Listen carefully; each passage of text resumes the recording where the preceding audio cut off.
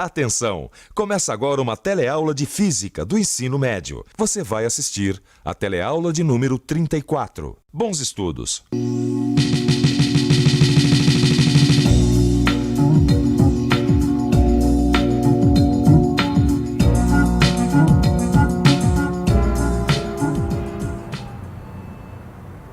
Oi, você já teve nas teleaulas passadas de física muitas noções sobre ótica. Você conheceu as leis da refração e da reflexão e como elas são aplicadas aos espelhos e lentes.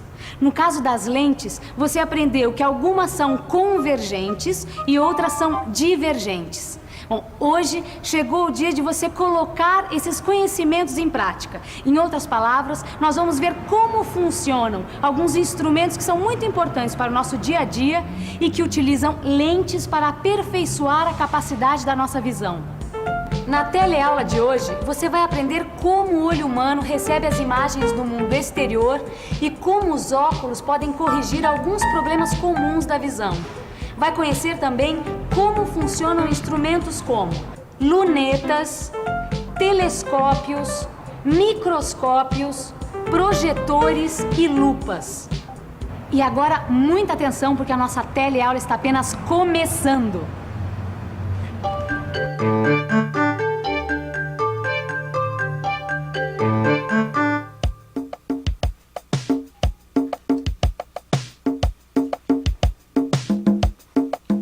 Difícil ler esse jornal, hein, Vicente? Não, sabe o que é, Gil? Ultimamente as letrinhas desse jornal aqui, as mais miudinhas, estão muito embaralhadas, sabe?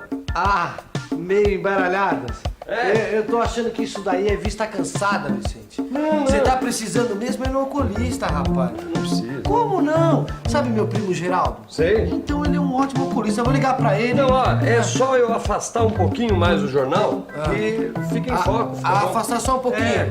E você não tava completamente afastado ali. Olha lá, hein, rapaz. E os slides, hein? Tão Os slides lindos, tão maravilhosos. Quer ver? Eu vou colocar aqui pra gente projetar. Ô, Gil, como é que é o nome daquele seu primo oculista mesmo? Geraldo. Quer que eu ligo pra ele? Geraldo, grande Geraldo. Olha, a gente quer saber o seguinte, há quanto tempo você usa óculos? Há quanto tempo? Ai, já uns 7 anos. Acho que tem uns 6 anos. Desde os 6 anos de idade. E que tipo de problema o senhor tem? Hipermetropia. Uma das aplicações mais úteis da ótica na nossa vida diária, sem dúvida nenhuma, são as lentes de óculos, que fazem um monte de gente enxergar coisas que em situações normais elas não enxergariam bem. As pessoas que usam óculos enxergam as coisas de uma maneira turva, achatada, alongada. Não seria interessante se a gente conhecesse melhor como é que os nossos olhos recebem as imagens do mundo externo?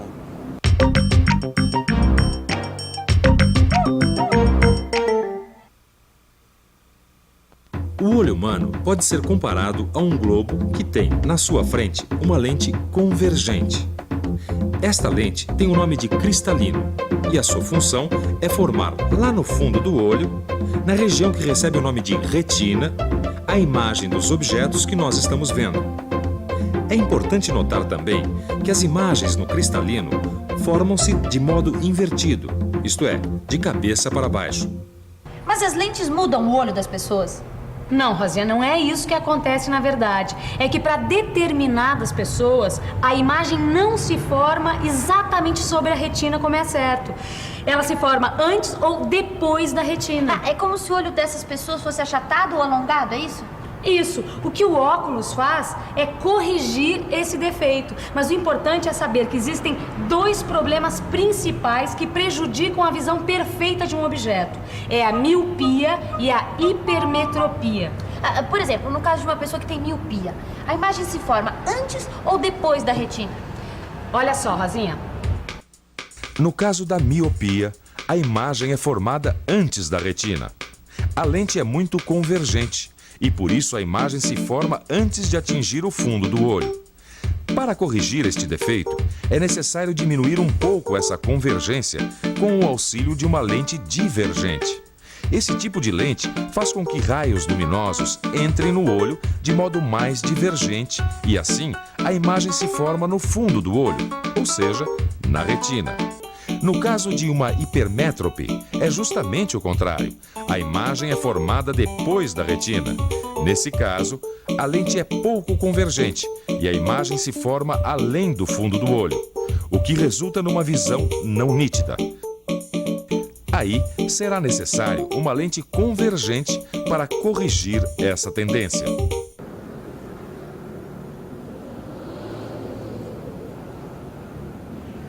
Os instrumentos óticos, eles deixam os nossos olhos mais efetivos para conhecer o mundo que nos cerca. Essa lupa aqui, por exemplo, é um instrumento óptico mais simples que nós podemos imaginar. Ela serve para a gente enxergar os pequenos detalhes das coisas. Tem gente que lê com a lupa. O funcionamento da lupa também é bem fácil de explicar. Vamos imaginar um objeto. Nesse caso, a letra R, colocado diante da lupa, de tal maneira que esse objeto fique entre o foco e o vértice dessa lente. A lupa vai produzir uma imagem virtual desse objeto. Para a construção dessa imagem, é utilizado um raio paralelo, que sai passando pelo foco, e um raio que passa pelo vértice da lente e sai sem desvio. A imagem deste objeto é maior do que o objeto, mas com a mesma orientação, e é uma imagem virtual porque se forma atrás da lente. Muitos outros instrumentos de ótica utilizam a lente convergente como princípio central do seu funcionamento. Um deles é o conhecido projetor de slides. Vicente, é só por hoje, ó. Acabou. Acabou? Pô, Ah, mas ficou bacana, hein? Gostou, né? Os slides da viagem, rapaz. Eu curti bastante. Agora, sabe uma outra coisa? Eu andei xeretando como é que funciona um projetor de slide por dentro. Interessante, viu? É mesmo, rapaz? Primeira coisa que eu descobri. Ele trabalha com lentes convergentes, sabia? É mesmo, rapaz. E eu ouvi dizer que utilizam duas lentes, não é isso? Duas lentes, exatamente. Aqui dentro tem uma lâmpada que está no foco da primeira lente. Por Sei. isso que os raios saem dela, saem paralelos e vão atingir o slide. Entendeu? E depois saem do slide e vão encontrar outra lente, não é isso? Exatamente. Para essa segunda lente, o slide é um objeto real. Entendeu? Certo. Então ele vai projetar a imagem também real na tela, no caso aqui a nossa distinta parede. Certo. Agora, e o problema do foco? O foco, sabe que tem o foco aqui, ó, tem uma cremalheira onde corre uma engrenagem que permite que essa lente aqui da frente se distancie ou se aproxime do slide. Dessa maneira a gente consegue que a imagem seja formada exatamente sobre a tela. Mas olha, eu ainda tô em dúvida como a imagem se forma exatamente na tela. Sabe me explicar? Aí eu vou ter que pensar um pouco. Vamos pensar um pouco. Para entender como a imagem do slide vai se formar sobre a tela, deixe eu imaginar dois raios luminosos saindo de um ponto P. Vou utilizar um raio que vai incidir paralelamente na lente e é refratado passando pelo foco desta lente. Por outro lado, um raio que incida passando pelo vértice da lente passa sem sofrer desvio. Esses dois raios vão se encontrar num ponto P' da tela. O que é importante notar é que tanto o ponto P como sua imagem P' são reais. E uma das principais características das imagens reais é que elas podem ser projetadas numa tela, por exemplo. Que engraçado, né, Vicente? A gente tem que colocar o slide de maneira invertida no projetor para que ele consiga projetar a imagem na posição correta, ou seja, exatamente na posição que a foto foi tirada. Exatamente, por causa do conjunto de lentes, né? Mas sabe o que eu tava pensando enquanto você tava falando? Esses instrumentos que a gente tá vendo, quantos instrumentos desses usam lente, né? Esses aqui, por exemplo, projetor de slide, projetor de cinema, isso a gente já entendeu mais ou menos como é que eles funcionam. Claro. Mas e um microscópio? Você já imaginou como que funciona um microscópio? Microscópio, Vicente? Aí você me pegou, viu? Pois é, como é que será, hein? Este é um microscópio composto, né, Maristela? Exatamente. Sabe que este é um dos instrumentos que mais fez progredir as pesquisas no campo da biologia? Deve ter sido mesmo, viu? E ó, isso é bom pra gente ver como as ciências dependem uma das outras. Agora, ele é composto porque ele tem duas lentes, não é isso? Exatamente, duas lentes convergentes, ou mais precisamente, um conjunto de lentes que agem como se fossem duas lentes convergentes. E elas estão nas extremidades de um tubo metálico. Uma das lentes é a objetiva e a outra é a ocular. Ah, isso eu sei, quer ver? Ó, a objetiva é que fica mais perto da amostra que vai ser analisada. E a ocular é a lente pela qual o cientista vai observar e analisar essa amostra. E eu te falo outra coisa, a objetiva forma uma imagem aumentada da amostra. E essa imagem vai ser aumentada ainda mais pelo ocular. Olha só, Rosinha, aqui embaixo existe esse suporte que serve para colocar a lâmina onde está o material de estudo. Certo? Aqui mais embaixo existe um espelho que serve para iluminar o material que está sobre a lâmina. E dentro desse microscópio, como é que ocorre a formação da imagem? Bem, é um processo semelhante aos outros casos, onde os pontos luminosos do objeto em estudo emitem raios que atingem a objetiva. A objetiva forma uma imagem real de algo que esteja sendo pesquisado, uma célula, por exemplo. Em seguida, a segunda lente forma uma nova imagem da primeira imagem. E é esta imagem virtual final que o observador vê. Imagem que é muito maior do que a célula original que ele está observando.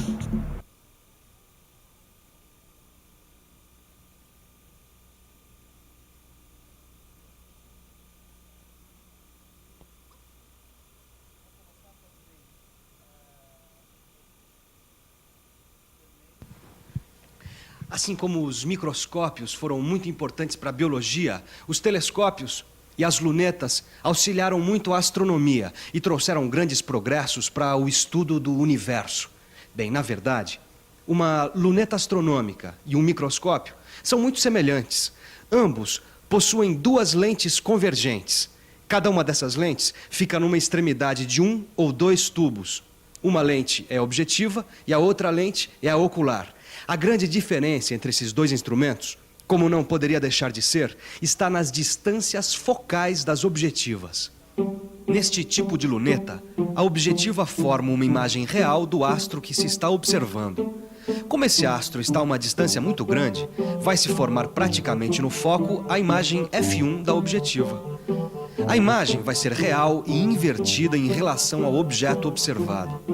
Esse fato não tem grande importância quando a luneta é usada para observar os astros, a Lua ou algum outro planeta. Nesta figura, foi utilizada uma árvore para mostrar a inversão e para comparar essa luneta com uma outra. É a luneta terrestre, que exteriormente não tem muita diferença da luneta astronômica, mas ao contrário desta, não inverte o sentido dos objetos observados. A diferença principal das duas está na ocular. Enquanto as lunetas astronômicas usam lentes convergentes, as terrestres usam lentes divergentes. Os raios luminosos vindos dos objetos formam, por assim dizer, uma imagem real perto do foco da objetiva. Mas, na verdade, esta imagem não pode ser formada, pois antes disso, os raios vão encontrar a ocular. Entretanto, é justamente essa imagem que vai servir de objeto virtual para a ocular. A ocular forma, então, a imagem final, que vai ter a mesma orientação que o objeto que ela está observando. As lunetas foram introduzidas no estudo dos astros por Galileu, mas existem outros tipos de instrumentos ópticos que também são muito importantes para a astronomia, como, por exemplo, os telescópios refletores. Eles foram introduzidos por cientistas como, por exemplo, Isaac Newton. Bem, essa é outra história. Os telescópios refletores, eles usam como objetiva um espelho côncavo, que pode ser esférico ou parabólico. Existem vários tipos de telescópios refletores. Quer ficar fera em telescópio? No seu livro de física, você vai poder estudar com detalhes o funcionamento interno dos telescópios. Tchau aí, Gil. Tchau, Vicente. Bom, enquanto o Vicente vai cuidar da visão, que tal a gente fazer uma revisão, certo? E atenção, se liga aí, que é hora da revisão. Na teleaula de hoje, você aprendeu mais sobre a visão e viu como o olho humano recebe as impressões do mundo exterior. Aprendeu também como funcionam diversos instrumentos de ótica, como a lupa, o projetor de slides, o microscópio. as lunetas astronômica e terrestre e os telescópios. Bom, agora é com você. Aprofunde todas essas informações com o auxílio do seu livro de física e boa sorte. Até a próxima. Tchau. Tchau.